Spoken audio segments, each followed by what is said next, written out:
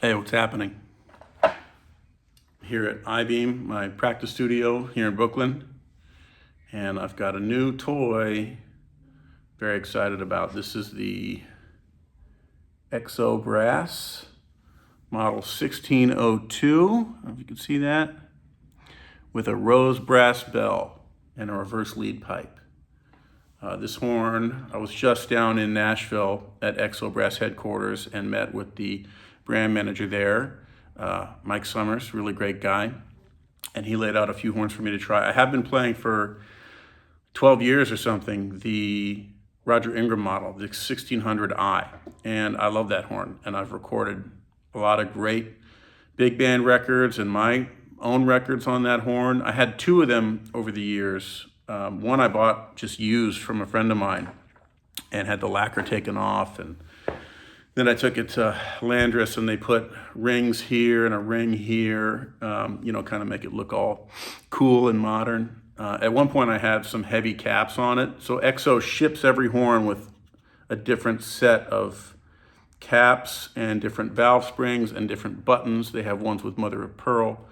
That's standard with every horn, but on that 1600 Ingram horn, I got some heavier caps from Jason Harrelson out in Denver. I put those on for a while. Just experimented with it. Oh, I have some on my, so this is my Exo flugelhorn, and you can see I have the heavy bottom caps on there. I feel like sometimes it centers the sound, like focuses it in. Also, it helps with the balance, you can see there are different weights on there. I'm a real nerd. I experiment with all that stuff. It helps with the front to back balance. I don't want to feel like I'm having to push the horn or pull it off my face. I want it to sit exactly at the right angle. So with that configuration, it felt like that, and I like that. So I left them on the flugel, but since I just got this horn from the factory, basically, or the warehouse rather, I am pretty much leaving it stock for the time being. I love the lacquer, it looks gorgeous. This rose brass bell looks amazing. Rose brass lead pipe, it looks like. You can see the valve section is yellow brass. And then you have nickel tuning slides and, really gorgeous horn. Plays great. The biggest difference between this horn and the Ingram horn that I've been on for a long time, well, the bore size is one. So the Ingram horn is a medium bore horn. It's 453 bore, 0.453 inches. And it's very efficient. Once you learn how to play a medium bore horn efficiently, results in greater endurance and stamina and a little easier to play. Kind of like driving a Miata, or a sporty Honda Civic or something like that versus, a big Mustang or a minivan. This horn is just very standard, medium large bore, 459 or 460. I think it's 459. Like a Strad or a Xeno, straight down the middle. The other big difference is it's a one-piece side seam. So the seam for the one-piece bell goes along the side here. I don't know if you can see pretty hard to pick up. There it is.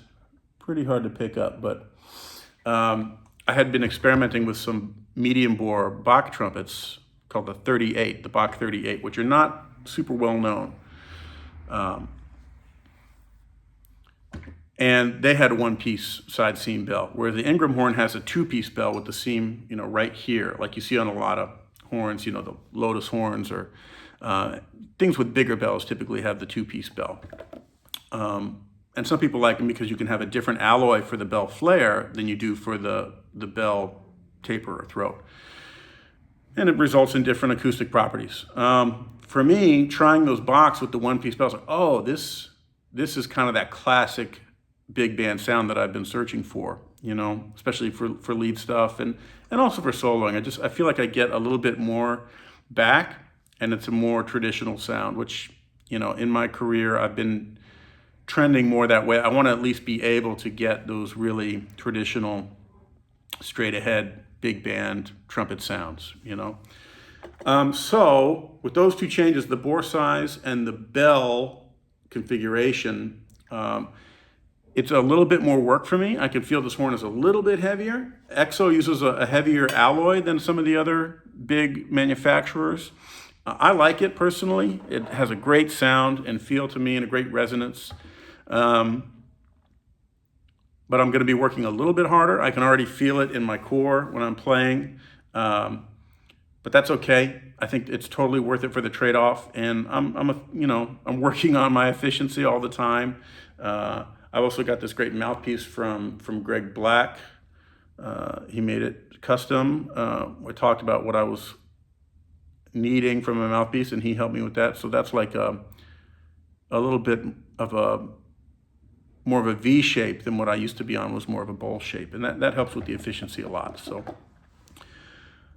first impressions, I'm really loving it. I tried a bunch of the horns they had there at XO. I tried, they had this horn in a lot of different configurations. They have a traditional lead pipe, not reverse. They have a yellow brass bell. They have an LTR version, which is a lightweight, and everything is lighter. I mean, the valve, it's a completely different valve section. So everything is lighter on that horn. It's not just a fewer braces, XO is making some really incredible horns. And I even tried some of their intermediate Jupiter models. So XO and Jupiter are owned by the same parent company, which is called KHS. And I show this horn to, or my Ingram horn, I would show it to professionals and they say, oh, it's a Jupiter. Well, it's made by the same company, but it's a totally different horn, totally different design. I actually tried switching a couple valve slides from the Jupiter horn, because they're trying some really interesting, cool stuff I think people are going to be excited about. But I tried switching the valve slides from a Jupiter horn to this horn, and they wouldn't fit. They were off. So XO and Jupiter are different designs completely, different assembly, different materials. The flip side of that is a lot of students play Jupiter horns in high school, and they're very solid intermediate horns, as good as any Bach or Yamaha, in my opinion. I really enjoy playing XO and Jupiter stuff. But then these students will go to get a professional horn, and they don't think about XO, even though it's the same company of the Jupiter horn that they've been playing. They look elsewhere. So I'm here to say XO is a truly professional model horn. I'm a professional, and I've been playing XO horns for the last 12 years, and I'm really excited about this new model that I'm going to be playing for all my big band stuff, lead stuff, high note stuff, and all my jazz soloing. I just try to I'm a one horn guy. When I was younger, I had 2 or 3 trumpets I would bring depending on the gig. I carried around a wallet of like 4 or 5 trumpet mouthpieces. I'm just one mouthpiece now, one horn, and I like to do everything on one. It really makes things simpler from a technique standpoint and a mechanism standpoint. Well, enough yapping. Why don't I play it for you? You can get an idea of what it sounds like. It's a little difficult in this big space with an iPhone microphone, but we'll get what we get.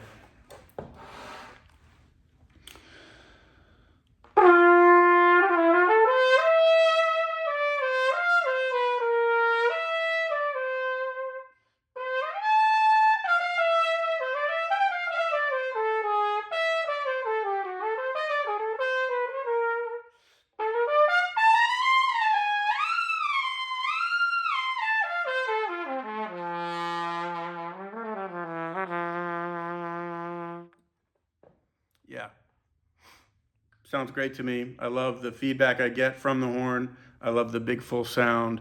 I love the fluidity of the horn. Like some trumpets feel a little stiff in the slots, but for a jazz player / lead player like myself, I feel like I can slip around the horn, but it still has the depth of the slots for when I'm really, laying into a lead part or something like that. XO Brass 1602, check it out.